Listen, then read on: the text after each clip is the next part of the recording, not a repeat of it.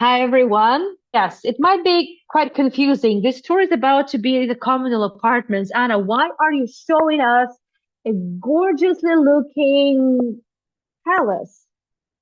Hmm, what would that be? Am I confusing the tour? Because actually, next weekend I will be given the tour of this palace and its opulent interiors, and also at some point I will be getting down to a love scandal.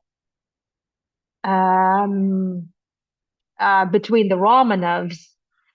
Well, yeah, but I'm not confusing anything because in St. Petersburg, that has the biggest number of palaces, I would say, um, maybe even than the entire Russia has altogether.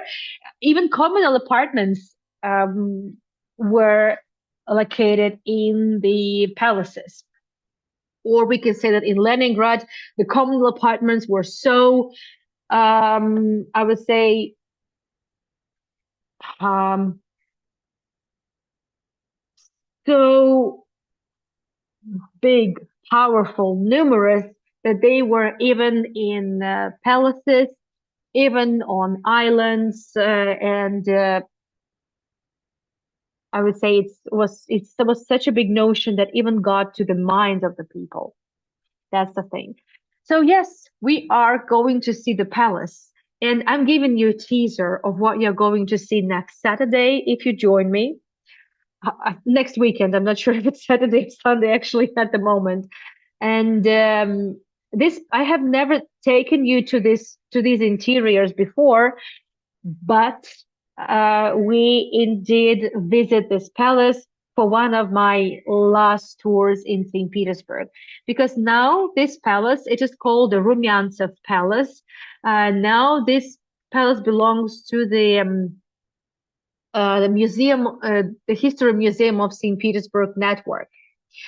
And exactly in Rumyantsev Palace, there is a big exhibition related to the siege of Leningrad during the Second World War. And one of my last tours in St. Petersburg was about the siege. Just before, well, in January 2024, I did a series of tours about the siege of Leningrad. And every tour of mine, I would wrap up with a wording like "lest we forget." And and then you know what happened. It was really so frustrating, but I managed to take you to this exhibition, and we were given a tour by a local guide. We had almost 3 hours of talking nonstop on Hago, and from time to time, I share these recordings on. I used to share these recordings on big dates, such as the start of the siege or lifting of the siege of Leningrad. And my sponsors, you know that you have access to these videos from Hago Times 24/7 on your playlist. Yeah, but aside from the beautiful interiors and the story about the Romanovs and a few other aristocratic families also related to Napoleon, and the love triangle and some naughty things happening in this palace. And aside from the siege of Leningrad, there is also a bunch of other interesting exhibitions, including the communal apartment. This exhibition is rather small. It's called Communal Paradise, or people who were forced to live close to one another. And the thing is that after the revolution, all the property was nationalized, be it a merchant who just had a fruit stand or a merchant that supplied pearls to the royal family, or be just an aristocratic family who had had their estate for 300 years or 700 years in their family. Everything would be nationalized and become the public property. And the same happened with this palace. Rumyantsev is named after one of its first owners. Originally, the palace was built in the 18th century and was extensively rebuilt in the 19th century, but the name still persisted, the Rumyantsev Palace. It's not called the Romanov Palace, however, the Romanovs lived there as well. So after the revolution, like it happened to many palaces, this palace was made. Well, it was first given to several Soviet institutions, and also part of the palace became the communal apartment. Yes, and this is how some people got to live in a former aristocratic palace, just like that. Before I take you to the apartment, we need to get introduced to some of the phenomena with regards to the communal apartments. What you're looking at is it's interesting. It's the, let's say, the number of floors and apartments. This is, well, this is just taken from the internet. It's not from the museum. But basically, what I want you to see, and I'm not sure why they had like 15 different floors. But what matters is that you can see that, let's say, the second floor, the third floor, the fourth floor have very different numbers, and they do not.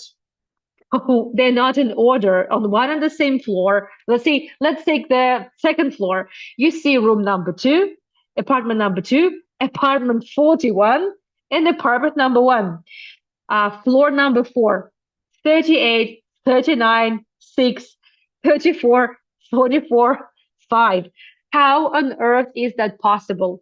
And that's simply because, well, they were residential homes, right, all across St. Petersburg. And people, well, there used to be apartments of, let's say, 3, 4, 5 rooms, depending on the budget and everything, or the big master's apartment that had 15 rooms or 20 rooms. That was also the case. We know that.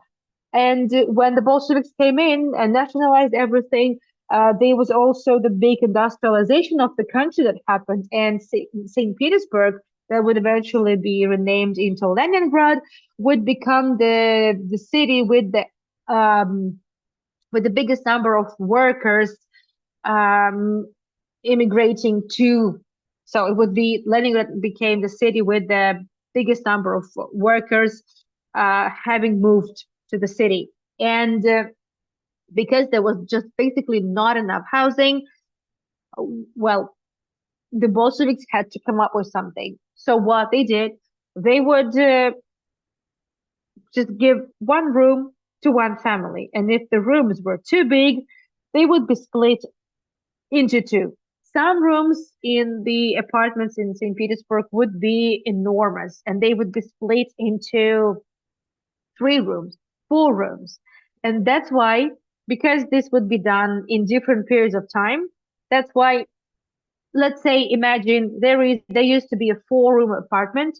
4 rooms would be given to 4 different families. Then one room next year would be split into 2, and it would be 5, 6, 7, 8, 9. And then next year, another room would be split into 2, and then it would become apartment number 18.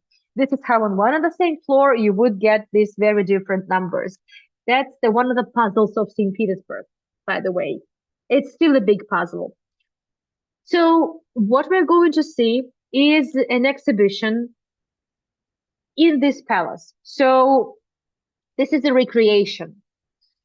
However, what is important to understand, so there is no communal apartments in the museum now, but there used to be up until the 80s. It was small, only 4 rooms, just 4 rooms, which means only 4 families lived in this communal apartment. There was left quite a lot of items that had been preserved, but also they were added a bunch of items as well, because this is then kind of the overview of of how the communal apartments came about and how they would evolve and what kind of people live in these communal apartments. So this is kind of an overview and a combination of memorial items, and just the period items put together for the sake of the exhibition. So, Dolly, thank you so much for the tips. Uh, let's uh, let's see this photo. It's just a photo next to the entrance.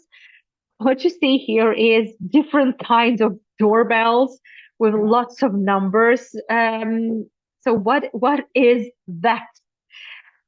Because in each room lived a different family, they somehow needed to be let know that they have visitors.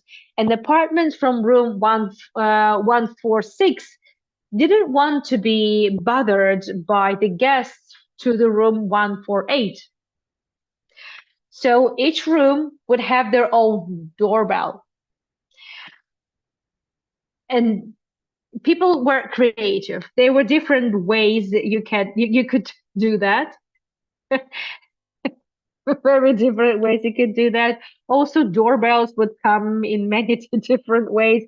But I guess the most creative people would be this one. It's in Russian, but I will translate. So if people just didn't have enough money or time or anything to bother with separate wires and separate doorbells, they had the code. I call it not the Morse code, but the remorse code. That's my own invention, the remorse code. So let's say it's written here the name of the family, like Lukin family. If you want to see someone from Lukin family, you ring one time. If you want to see the Smirnovs family, you ring twice. If you want to see the Andres family, you ring the bell 3 times. And imagine, like, if you lost count, if you're confused, then what are you gonna do? So I call it a remorse code, but again, nobody else does. Yeah. So, and this is just the photos that were taken at different times from in St. Petersburg, Leningrad, which means that every family in every room had their own doorbells. They also had their own uh, wiring system, wires and everything. And when it was time to pay the bills, pay the utility bills, electricity, we're talking here mostly about electricity because obviously water would be split among everyone. So yes, they knew exactly how to measure how much electricity had been used by a certain family because they had the machines in each room, and also they were like a big corridor where like everyone had to pay for like for the central electricity, for the lights in the corridor and in the toilet and everything. And so this is the collection of doorbells, the collection of the electric switchers and everything else. Some of them are from the imperial times, some of them are from the Soviet times. This is the oh, this is my photo. I also added some photos from the internet. And also Oleg then went there to film the interiors of the palace, but also he did a quick overview of the communal apartment, which is quite tiny. So this is the combination of Oleg's videos, my videos, and some photos, mostly mine, taken a week, like literally a week before the war in Ukraine started, and also some photos from the internet just to add to the picture. And so as you enter to the right hand side, you will just see this the exhibition of different items that, well, one could find in different communal apartments. Um, um, it could be anything. And yes, obviously, it meant that there would be one, sometimes maybe two toilets in the communal apartment. And in this particular apartment, there was no bathroom. I mean, there was a toilet, but there was no shower, there was no bathtub. People had to go to Vanya, to the public Vanya, once a week, mostly Saturday. Imagine the smells. Hmm. So As you see, it's tiny, basically 4 rooms. This is it. And yes, this toilet is not in use. It's it's a museum now. This is a museum toilet of the communal apartment. I didn't film it in details, but I think it's evident enough to speak for itself. Yes, obviously the space was never enough, so every inch of space would count. And normally it would be the uh, bicycles or some sleigh or well different items that you would not be using in the season would be just hanging on the walls just for ergonomic purposes, which was quite clever. Also, well, I mean, you can see it for yourself. Um, what can I say? Misha showed you quite a number of photographs last time. We spoke in details about just some basic amenities that were available to people in communal apartments. So be my guest. And let's see the first room. The first room kind of gives us the idea of the former owners of this apartment. Remember, I told you that 95% of St. Petersburgers rented their apartments. It was impossible. It was very difficult to buy a property. It was very expensive. And, well, there were very few people who actually earned enough money to afford an apartment. So most people rented from the landlords, rented from the big merchants who owned, right? It was all private hands, privately owned, or sometimes companies uh, decided to purchase land and build a residential home and earn money with this investment. So people would be renting from the companies or from some proprietors. Sometimes, well, okay, in many cases, the people who own the buildings live there too, and they would have the biggest so-called master's apartment. And when the Bolsheviks came, this campaign of uplotnение would start. Uplotnение, it's a Russian word. I have no idea how to translate it into English, but basically it meant that because there was shortage of housing in St. Petersburg, and because these apartments were no longer the property of these people, but it's public property, from then on, the masters would be only allowed to live in one room, one family in one room, and they had to take all the furniture from their 20-room apartment and put into one room. Everything that would not fit in one room would have to stay and would be used by the people who would move into this apartment. That's how it was. So the lady who used to own the entire house was eventually allowed to use only this room, and she put as much as she could into this.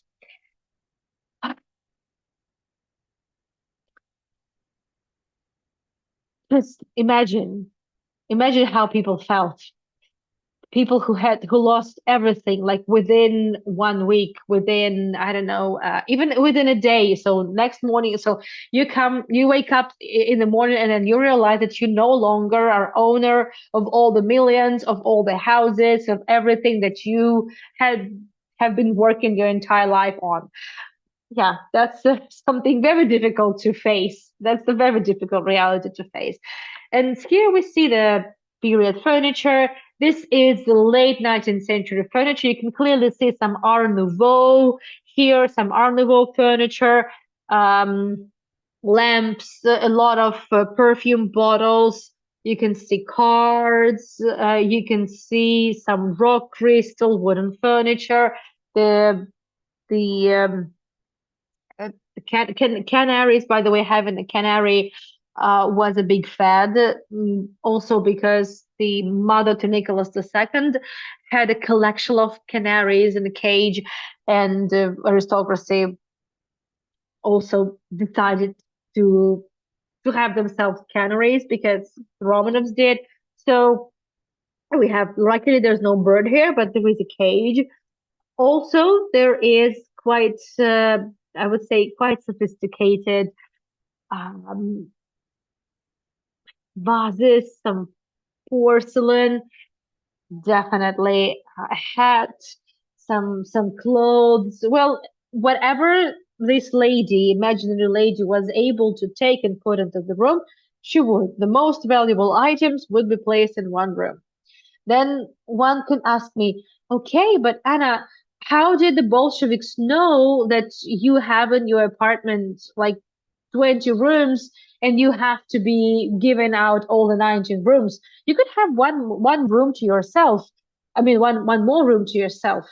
But the thing is that there were raids during the night, during the day, to just confirm the number of rooms. And if so if the Bolsheviks found that you have one room that you didn't report about, you would be just evicted from your apartment and would just be left alone on the street. So people preferred not to risk that. This is the photo from the internet. So it has this, it's called the bouillot from French. So bouillot, basically you would put the candle here and the water in the bouillot would be kept warm for a long time. So the lady definitely took that. She also took the Zinga sewing machine. This was a big deal, and that's what actually saved many people during the really hard times because, well, sewing was the only means to get yourself some new garment from old garments, from whatever you could find, because for a long time there were no clothes stores that you could buy yourself anything from. And yeah, so I would say this is the room of a very unhappy person. We don't know this lady. It's again, as I said, this is partly the collection of the museum and of the memorial part of the museum, but also it's the period furniture. The next room, what is about, let's say, the new inhabitants, the new neighbors of this apartment, for whom the entire apartment would be freed. And I'm talking here about the peasants mostly. As I said, St. Petersburg and further on, well, I mean, Petrograd it was called, starting from 1913 when it was renamed into Petrograd, and then in 1924 it would be named Leningrad. So technically, I should be referring to as Petrograd. So what happened? We're going to have a Q&A after we're done with this room. It would be the people coming from the villages. When industrialization started after the Civil War, that is like 1922, 1923, 24, this is when the thousands of the peasants rushed to big cities. And yes, the first city and the city to get the biggest number of immigrants was Petrograd.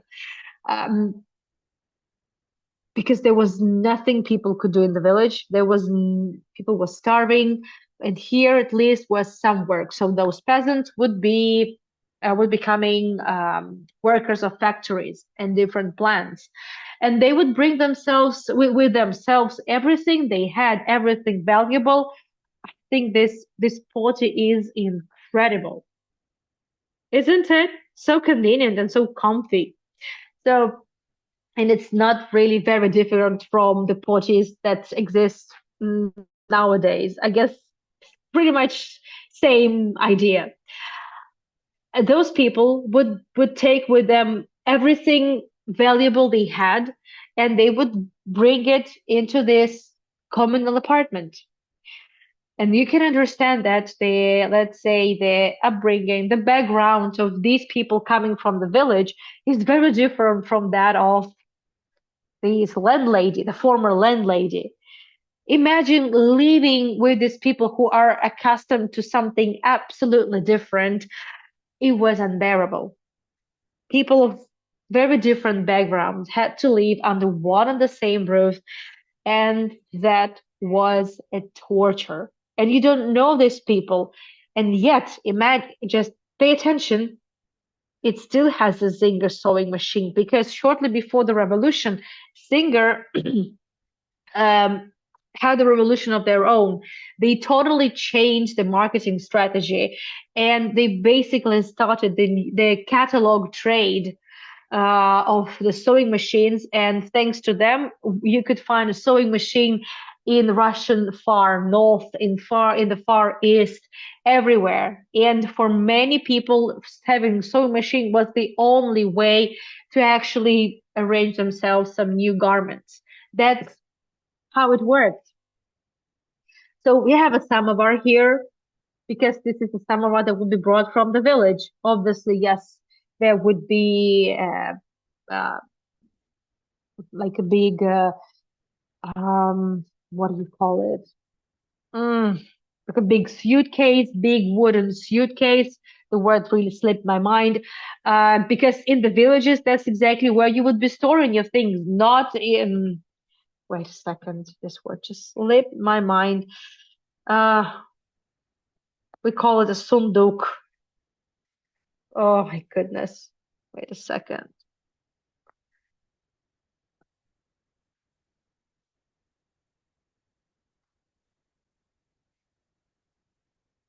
Okay, the chest. Yeah. So the big chest, because this is how the everything would be stored in the villages, in the chest.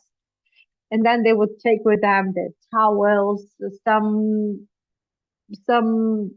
embroidery, and they would equip the room with that. They would have their habits, they would have their food, and there are so many stories that there was obviously there was no ventilation, and people would be cooking their foods, frying fish, pickling cabbage, and everything. And if they would be doing it without asking the permission. And the smell would fill every room in the apartment and every cell in your body. Let's have a Q&A before we get down to the room of an artist. The chat is open. Let me know if you have any questions.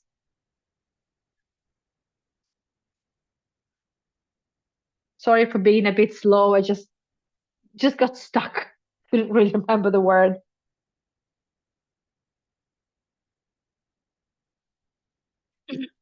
So this is being recorded. So if you are a bit late or you have to leave earlier, you will be able to catch up with the video on my YouTube channel.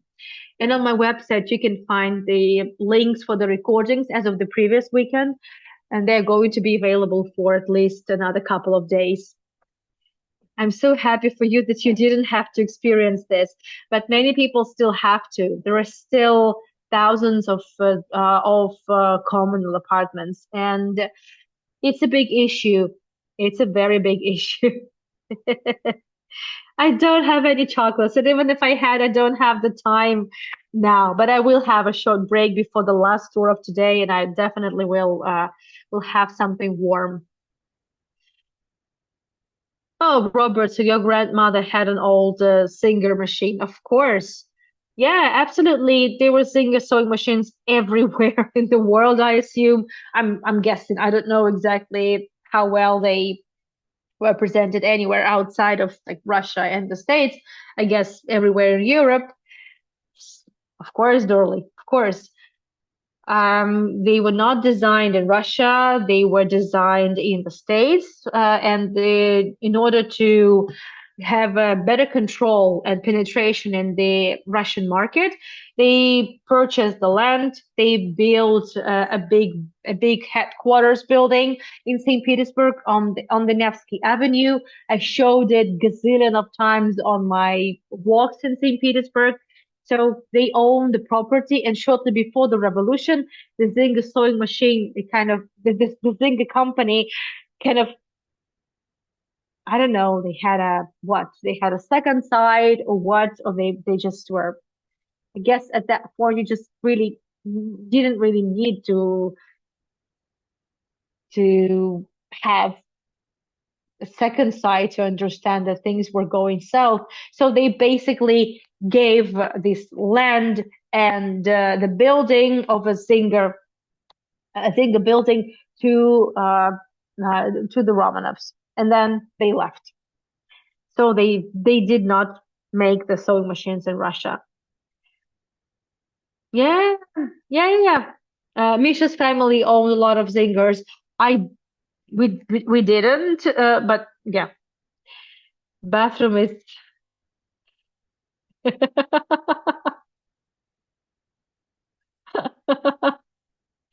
Oh, lead pipes. Yes, there were lead pipes as well. Yes. Well, I'm not sure whether it's even if it's the same in the old houses, but even nowadays, not all the houses have been renovated, which means that they would still have the plumbing system from, let's say, as early as 1910s, 1920s. There would be something definitely changed during the Soviet period when finally the big centralized sewage system was implemented, but that was 1920s. Yes. Was hospitality or were parties at home for friends or relatives a common thing to do? How many people would get together if so? We'll talk about it closer to the end. We will. And we also spoke about it on the tour we did with Misha last weekend. The recording you can find on my website because that video I am not sharing on YouTube due to copyright issues that might occur. So I don't want to risk that. Let's go back to the video. Thank you for the question, Gregory. Okay, there you go. So, apart from just giving you, so to speak, the kind of the understanding to what the life was like and what kind of items one could find in every room, the goal of this museum, which I liked a lot, and it's still the same, by the way, which is surprising given the circumstances and given the I would say the stance, the modern stance, the modern narrative of Putin's government, and the idea would be also to show what kind of people could live in the communal apartment throughout the different the periods, so to speak. And here we are. The museum tried to recreate the room of an artist, Soviet artist.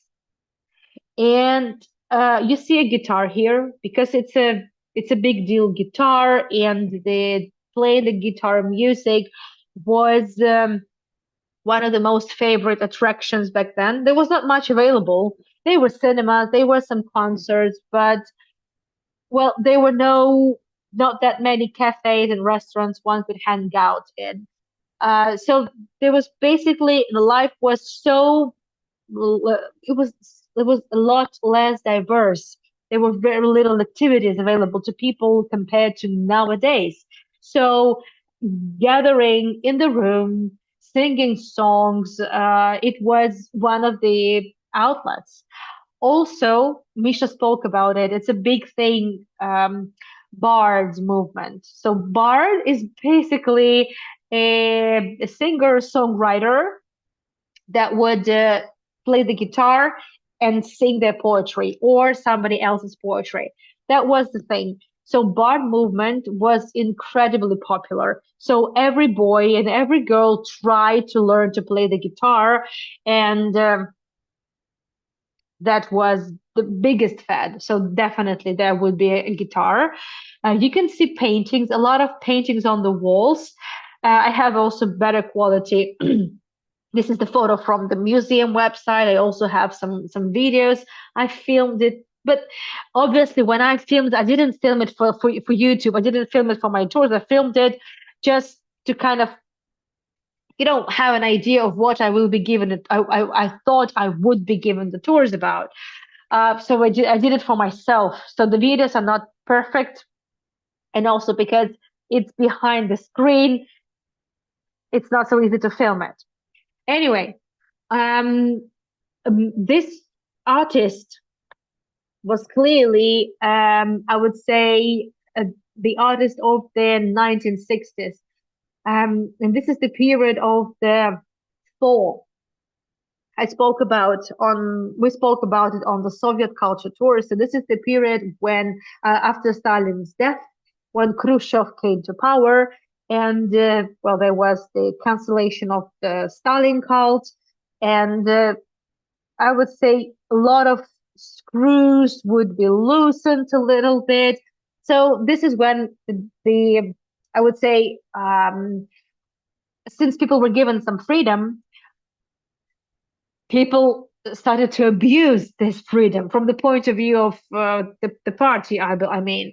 And this is when a lot of avant-garde artists, also a lot of avant-garde musicians came about. And the party did not really like their art. Their art was useless. It was not about I don't know, it was not about factories. It was not about the construction of new Khrushchev style buildings. No, it was abstract art. It was avant-garde art. So these artists were obviously, if they would be not part of the artist union, which meant they would not be officially paid a salary, which meant that these people had to be working elsewhere because bulging was illegal. So you had to be working at least somewhere, at a store, at I don't know, a warden somewhere.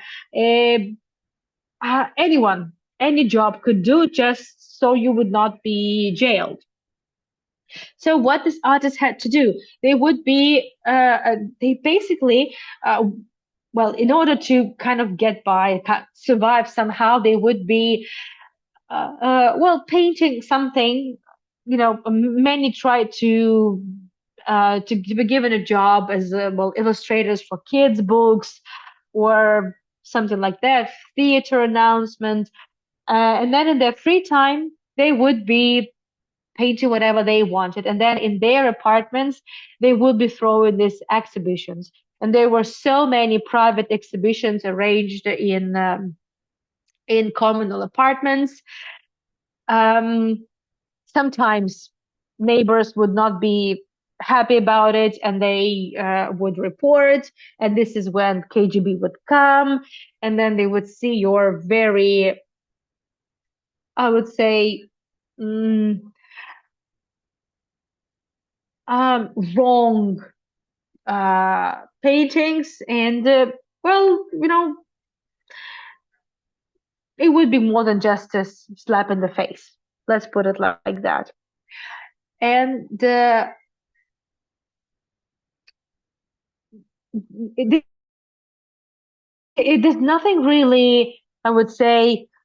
Um, so for it was an interesting period because on the one hand they kind of loosened the screws, on the other hand they had to be even more watchful to see how far you can go, and obviously just be sure they would be there to let you know exactly where you've gone too far. That's the thing. I'm not going into details, but you may remember even the exhibition, the bulldozer exhibition that I mentioned, by the way, on my Jewish heritage tours, because there was an exhibition. Obviously, because these artists were not conventional, they were not following the party guidelines, they could not be exhibited in galleries. So whatever they could do is just to be exhibited in their apartments or somewhere like a park or a forest. And that's what once they decided to do. It was a group of the originally, by the way, Jewish artists, such as Lev Melamed, um, and some others that I mentioned on the tours. I'm not going into details here. I'm just giving you kind of to understand the story. And it would be the information about these would be passed on very quickly, word of mouth, and then the entire city knows it within one day. Obviously, at some point, someone would tell KGB. And so there was a Saturday morning. There was supposed to be this big open air exhibition in the outskirts of Moscow, not St. Petersburg, Moscow, but it doesn't matter. And the KGB was there with the right people, pretending the people would be coming with their big bulldozers and buses for the Subotnik to clean up the area. And um, they tried to somehow hamper the exhibition.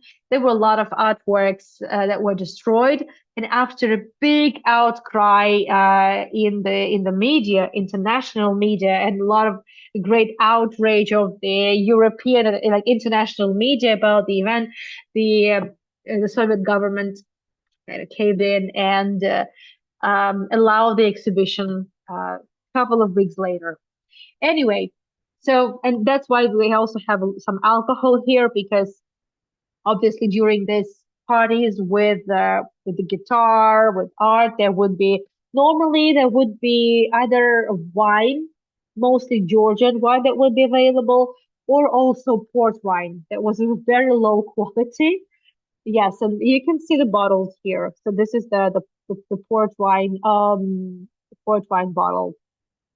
I don't know if it still has alcohol, it's just an imitation. That's a good question. And that's the room of a hipster. In Russian, it's called a stilaga. And you can see the poster of Elvis. You can see some more posters, probably familiar. Some of you might have had these posters in your rooms at some point. Let me know if you see something familiar. So this is the room of a hipster. Again, this is clearly the Seoul period, 1960s, and that's how it was. Under one and the same roof, people of very different mindsets, very different backgrounds and tastes would be living. And so this hipster, as you can see, he likes, or we assume it's a he likes Uriah Heep, he likes Elvis. That's clearly after Gagarin went to space. It's we kind of have an idea when this happened, like second half of the 1960s, and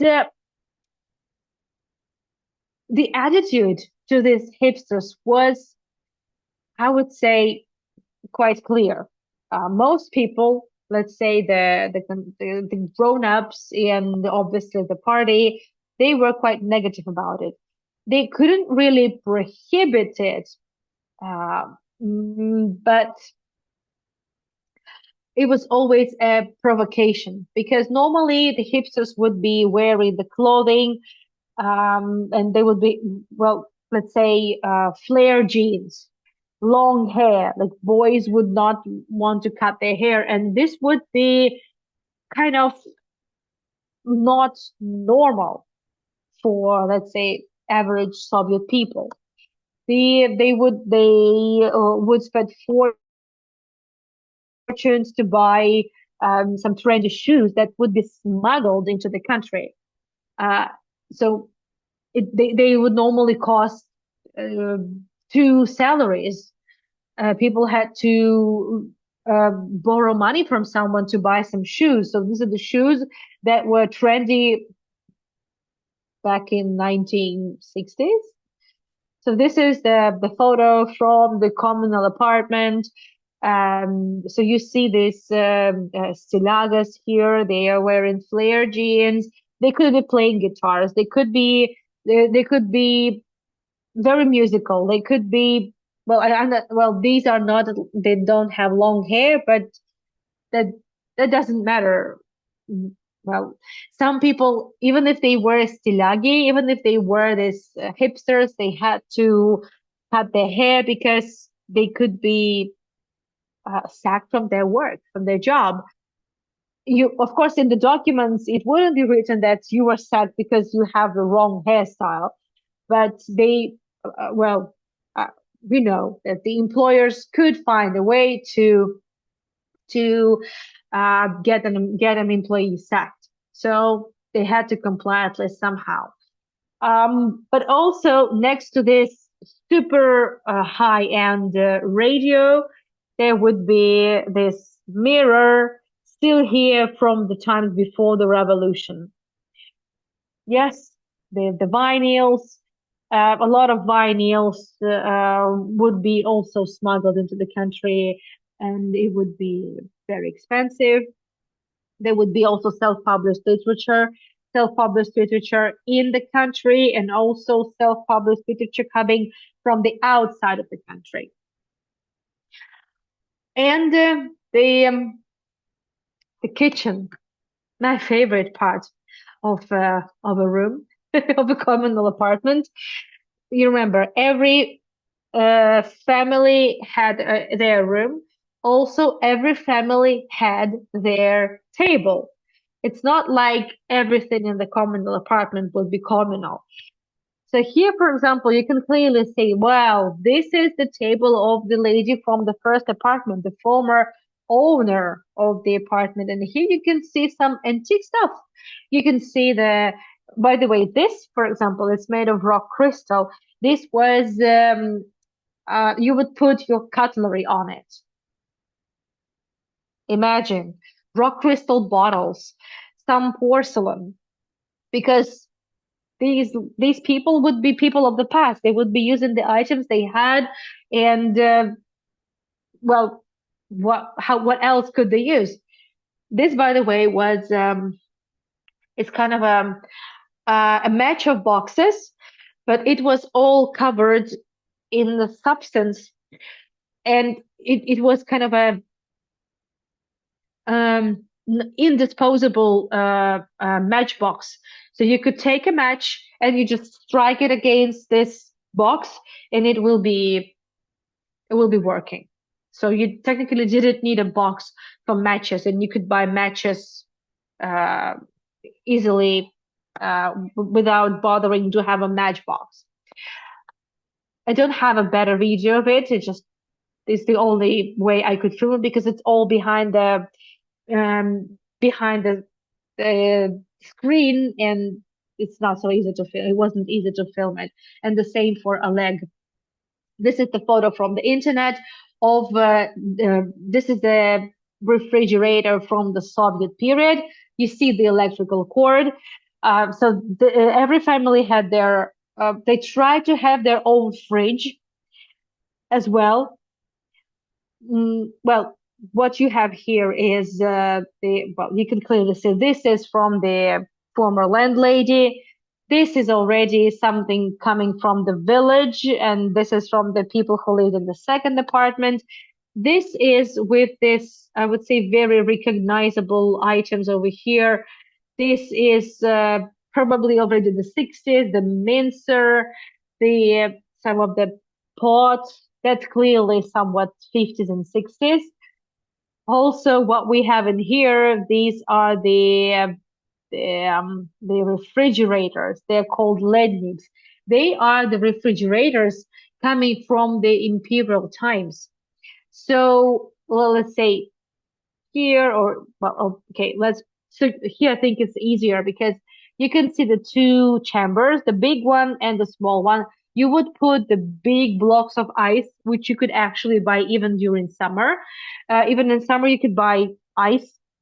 You would put the ice cube, big ice slabs here, and then for about up to a couple of months, you would be able to store your food in this box. So from the outside, it could look wooden or anything, but from the inside, it would be all covered in metal. And there was some system of tubes and everything and pipes, and the water would be dripping from here. I guess here you can see it. So from here, the water would be dripping. You just needed to collect the water. This is where the food will be placed, and this is where the ice will be put. So that's me. Again, this is like 17th, maybe 15th of February, 2022. I still have no idea that what would happen the following week. And here I'm super excited that because I have just been given a permission to live stream from that very exhibition about the communal life. It Yeah, so it was such a bummer. There were so many tours I had arranged for us, but Yeah, plants were ruined. Again, another picture of the fridge. This was the village style fridge where the well where the ice would be put, and in the ice everything would be stored. But it was only possible during the summertime, obviously. Then they had to be using also this old technology, the old technology fridge. This is different kinds of stoves from different periods, from the before the revolution to the Soviet period. So this is clearly before the revolution. Some would work with kerosene, uh, later on with electricity, obviously, and this is done for ironing, obviously. This is the washing machine from the Soviet period, but the washing machines in the Soviet period, they they didn't squeeze the laundry, so you would do it through this, and this press also kind of helped you iron the clothes at least somehow. And then also the museum had the collection of irons from the pre-revolutionary ones to the well, so to speak, Soviet period ones that run with electricity. Oh, this is a very expensive thing. This is the mincer from the 80s, and you could only get it from somewhere Eastern Europe. So you had to pull some strings or come to the shop and wait for several weeks to be given one, and you would have to pay, well, at least one salary, like the money worth of like a monthly salary or so. Interesting, see.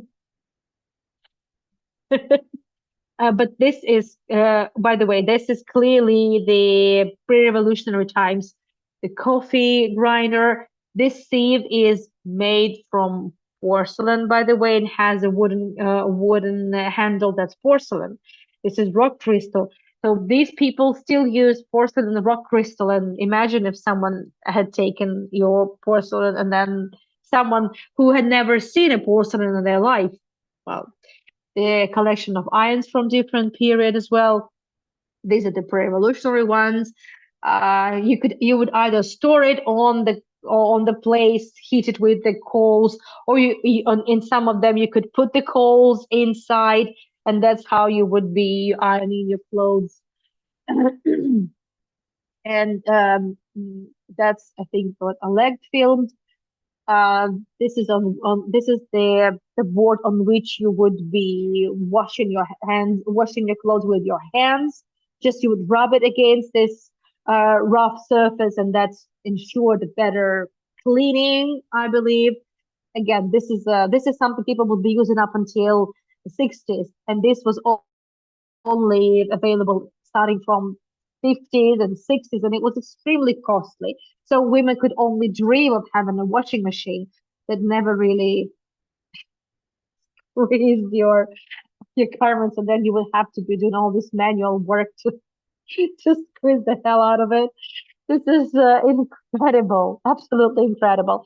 And yet, so, well, and then you leave this exhibition again. It's a tiny exhibition, and then you see yourself in a beautiful palace. But I will tell you the story of the palace next weekend.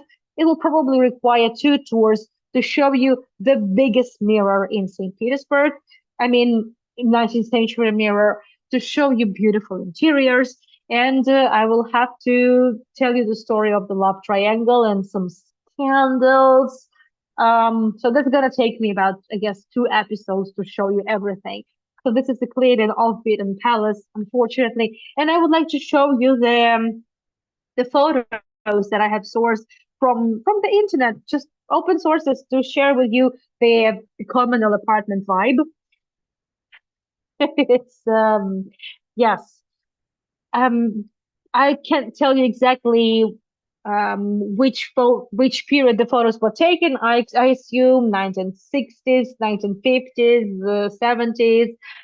Yeah, kids would be running around like crazy. Women had to be cooking together. different dishes, and imagine the smells. Once frying fish, someone, I don't know, boils mushrooms, someone's pickling a cabbage. Just imagine the smells, right?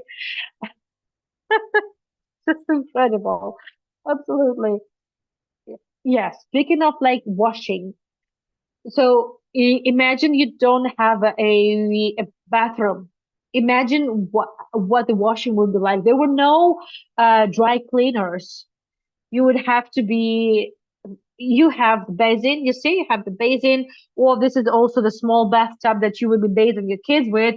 You would have to be taking the water from the kitchen sink in the buckets and fill the bathtub for your kid, or you would be doing the laundry in in this basins. Imagine doing it if you have a little kid that uh, just ruins their clothes like once in 1 hour.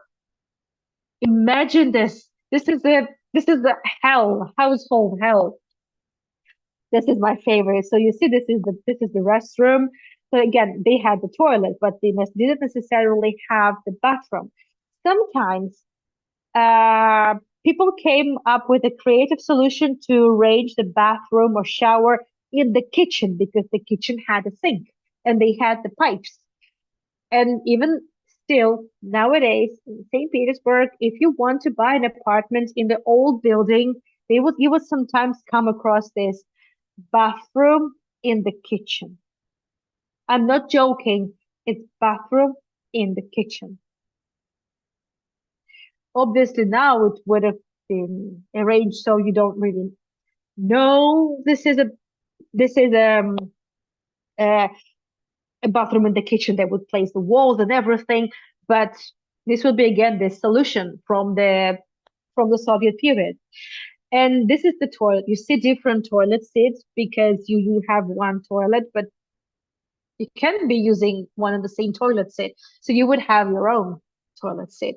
And these are the bathtubs for kids. And this is the basins for the laundry. Every family had their own. But kids are always, there's always someone to look after the kids, be it the elder kids of your neighbors. There's always fun. Kids know how to entertain themselves. They would be easily just scratching the wooden floors back and forth on the sleigh, pulling one another, and they would be happy. Kids normally enjoyed communal apartments. It was always loads of fun there. And yeah, so if you were lucky enough, you would eventually end up having a very, very big extended family. But if you didn't get along with your neighbors, it could be a hell. It could be a hell. And yes, in most cases, your windows would not be overlooking the Neva River, which we are going to see in less than 1 hour because I am overrunning, but I'm almost done. Well, yeah, you would normally be overlooking somebody else's windows, and you would probably be seeing somebody else's laundry from the window. There you go. That's the very typical views of the kitchen with the laundry drying, taking in all the frying fish smells in your underwear or your best dress. Mm. I'm loving it.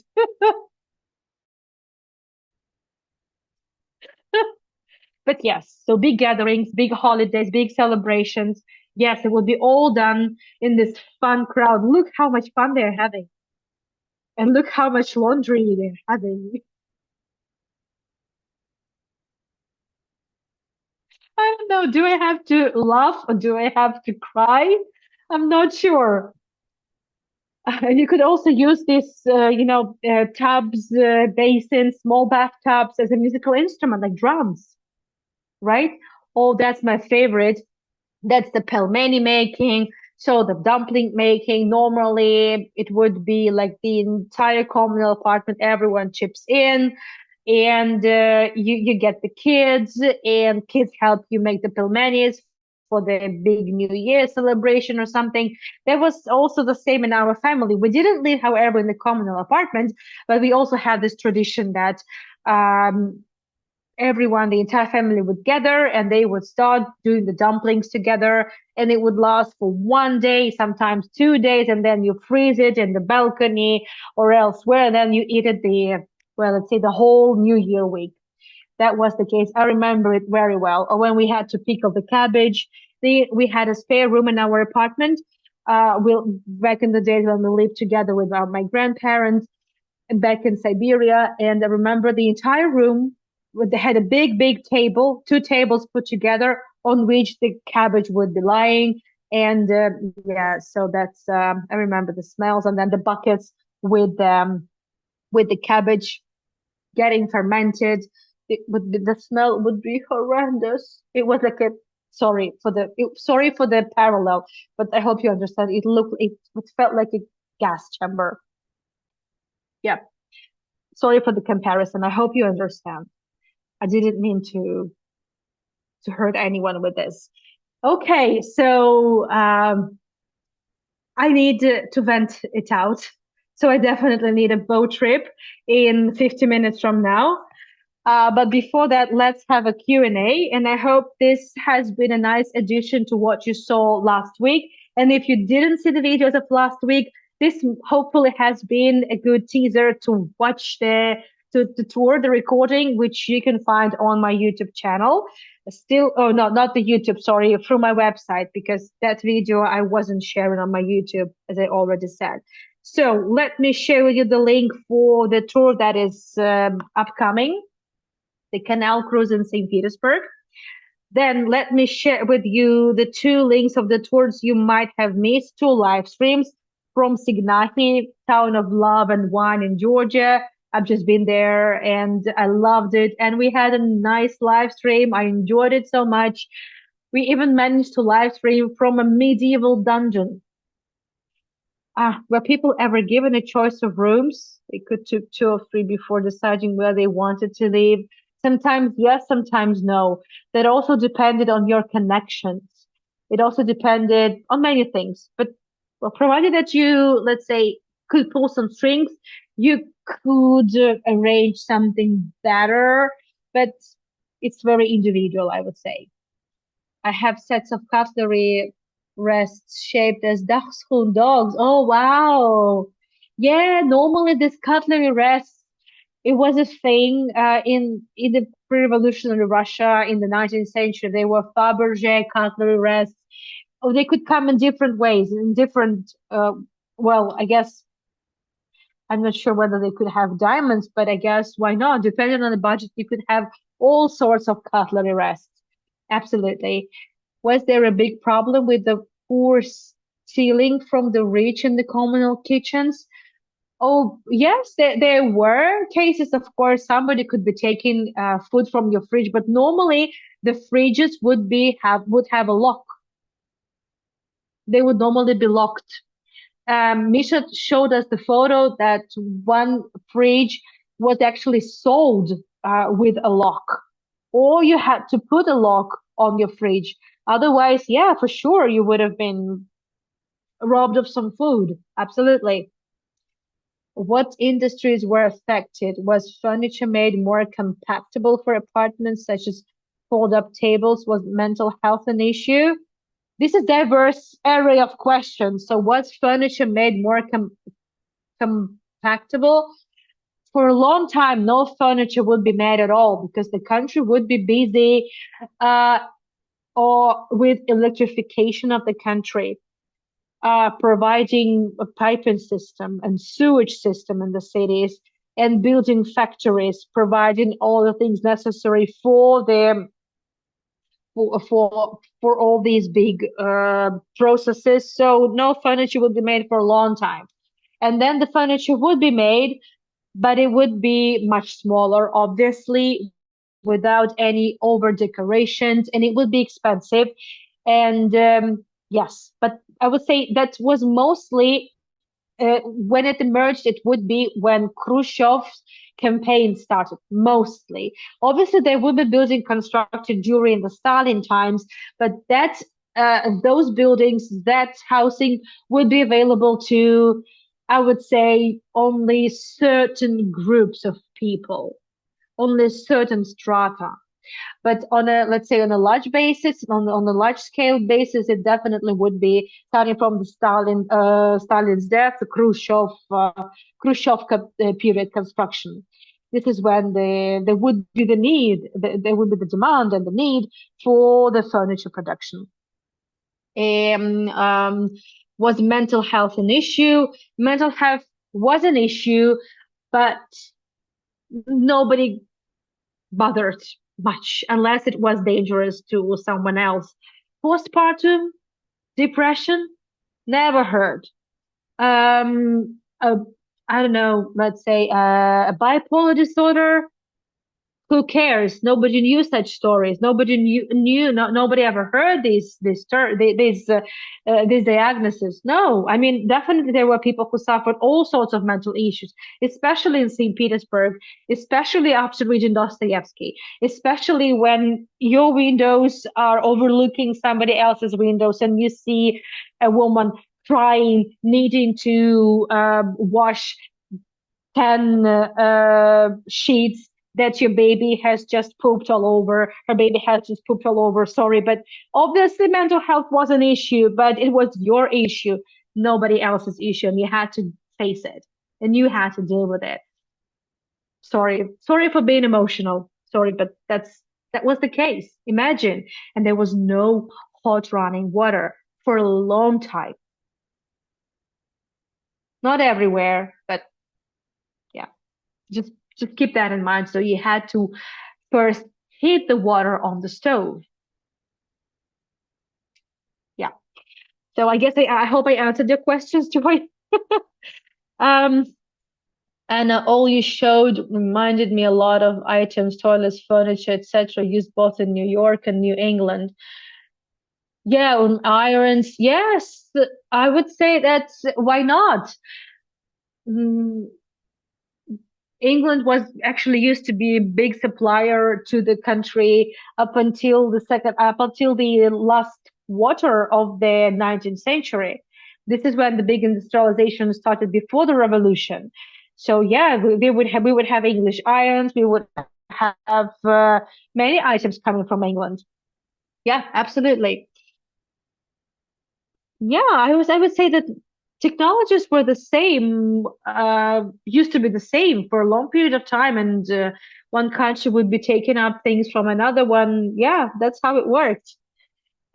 Thank you, Dorley. Thanks for the regards. I was thinking about the more expensive utensils, rock crystal cutlery rest. They would be kept in the fridge. Um, they would be kept in the rooms, in the respective rooms, but they were placed for the exhibition purposes on the respective tables. You wouldn't be leaving your Fabergé porcelain, I don't know, coffee cup. You wouldn't leave it on the table in the communal kitchen. You would be keeping it in your room, obviously, and you wouldn't be placing it in the fridge. However, if there was only thing you had, I mean, you would be using it because you just didn't have a chance to buy anything for a long time. There would nothing would be on sale other than somebody else's antique stuff that people just had to get rid of because people had to pawn it because they didn't have money for anything else.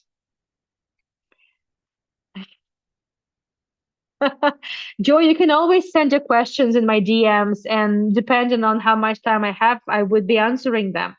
Um, yeah, always. All those apartments in Bell. Sure. Yeah, yeah, it would be a bit of a challenge if you were a bit under the influence. Yeah, it did.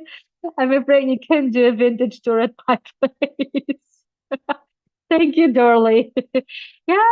Yeah, you're right. We could make a good tour out of it, maintaining some privacy as well. A lot of memories you brought up from USA and New England. Oh wow. Well, it hopefully good memories. I hope so.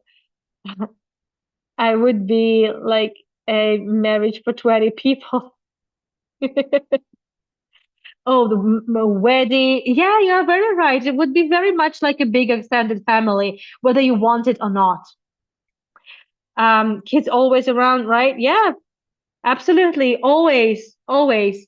Joy's writing, I was thinking about an impact on the medical profession, children's mental health being so cooped up, more diseases passed around. I also thought about Anne Frank's family in hiding, sharing facilities with others, how all this would affect people in Russia. Well, it's the way you look at it.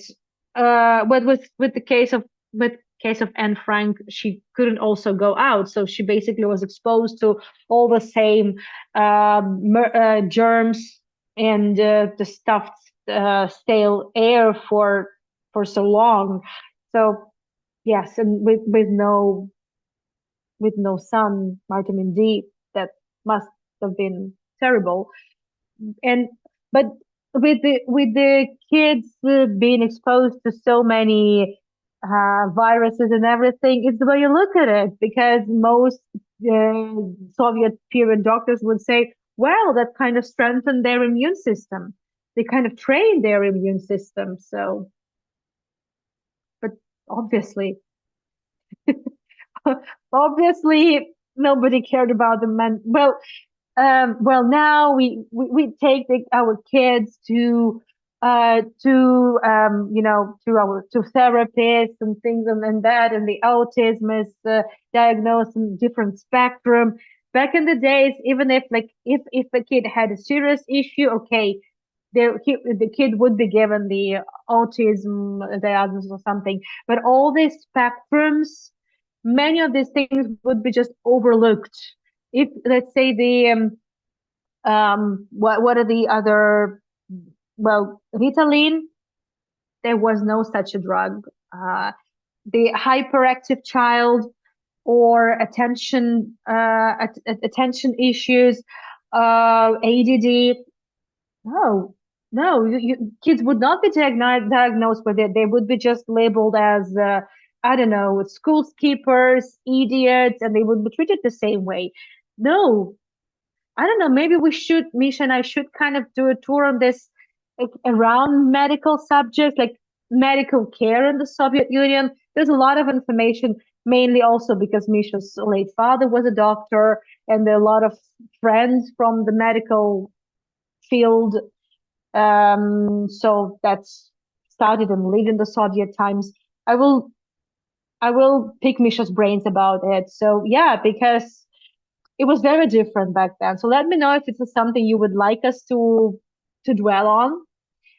Um, yeah, well, I would say it's the way you look at it, Joy, because living like that doesn't didn't really give you much options. So you just have to go with the flow. That's it. So Robert saying, my grandmother lived in 1940s, 60s in New York, old the tenants, a lot done kitchen, cooking, etc. Okay, okay, Jolie. Thank you, Robert. Thank you for sharing. Thank you, Sharon. Medical tour in the Soviet times. That's interesting.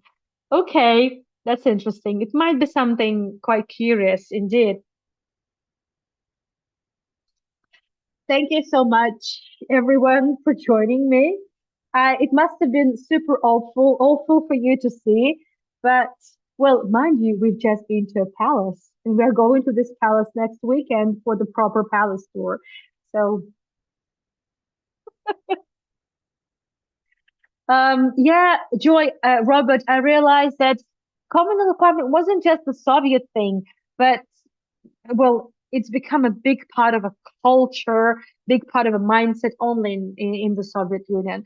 But in general, immigrants had to face all sorts of situations and harsh conditions of living. I understand that to many of you, it might remind you of some bad things, and maybe, well, it could have also brought up some fond memories of your childhood. We tend to forget negative things and we tend to focus on the positive ones. That's how our mind tricks us. I know that, but I hope that it hasn't been too awful and I haven't brought back some really bad memories. Thank you so much, Dorley. Thank you, everyone. I would appreciate your support. Again, it can be a PayPal. You could buy me coffee. And I will see you in 35 minutes from now for a boat cruise because, yeah, we need to vent it out for sure.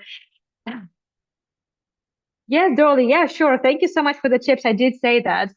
Um, so I will see you very soon. It's time to have some really hot drink because it's getting really difficult to talk for more than 2 hours back to back. Thank you, everyone, and thank you so much for your interest in what I show you. I will see you soon. Thanks for everything. Bye bye. Thank you, Joy. Thank you. Yeah, and before I switch it off, let me share with you the link in case you will uh, encounter difficulties looking it up on my website. This should take you to my Google Drive. That's the communal apartment tour I did with Misha last weekend. Yes. So that's the one. So I'm switching off the recording.